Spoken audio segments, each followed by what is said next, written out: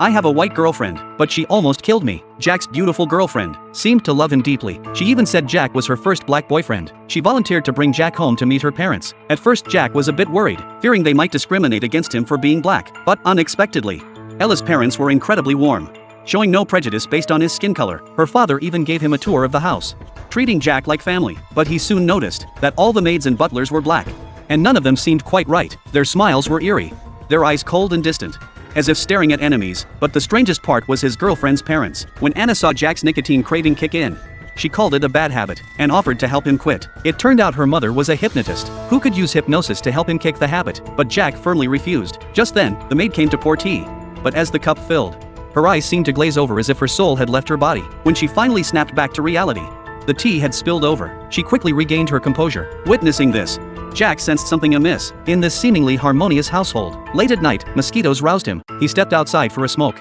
only to catch a figure dashing toward him. The male servant. He closed in rapidly, then vanished into the darkness. Jack froze in confusion, turning back.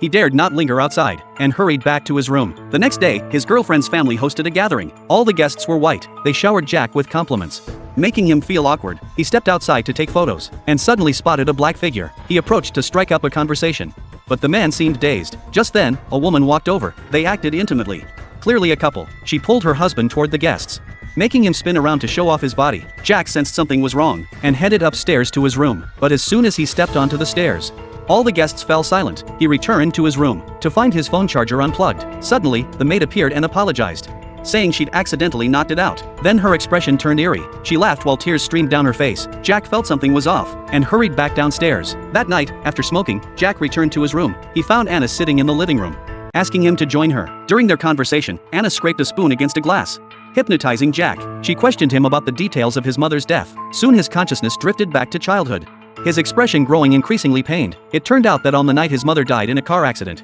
Jack had been watching TV at home. He noticed his mother hadn't returned on time, but he didn't call the police immediately. It wasn't until the next day that he discovered her body. He believed he had caused his mother's death. Under Anna's persistent hypnosis, he finally broke down mentally. His entire body became paralyzed, sank into the floor.